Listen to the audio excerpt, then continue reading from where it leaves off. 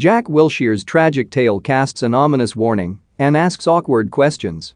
If, 10 years ago, someone told you Jack Wilshere would be unable to find employment at a professional football club after turning 29, he or she would have been laughed out of the room.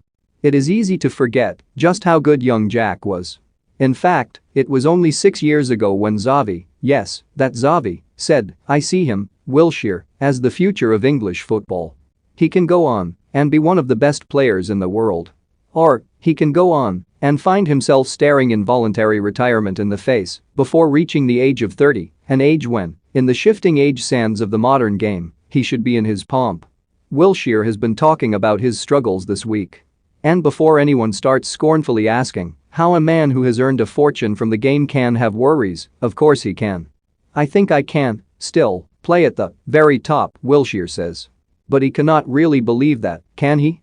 Let's be brutally honest here, no one else does. And that has to be why he has depressive thoughts. Whether or not some of Wilshere's problems have been self-inflicted, there still has to be an element of bitterness that he is not where the football world expected him to be at this stage of his career. In particular, Wilshere bemoans the perception he is an injury waiting to happen. And at this point, it is worth pointing out that a lot of Wilshere's injuries were indeed waiting to happen, but only in the sense that he was waiting for the next enforcer to crock him. Paddy McNair's challenge that put him out for 3 months at the end of 2014, anyone? That was nothing to do with Wilshere's brittleness, it was wholly to do with another's recklessness. Yes, Wilshere has suffered a lot of injuries, but how many have been contact injuries? Arsene Wenger recently said Wilshere was not protected adequately, and he was right. That is not to say the player himself has been faultless in his approach to professional life, but he cannot carry blame for contact injuries. Which, incidentally, brings us on to a broader point. It is all well and good applauding the new refereeing philosophy of letting things go, but there are livelihoods on the line.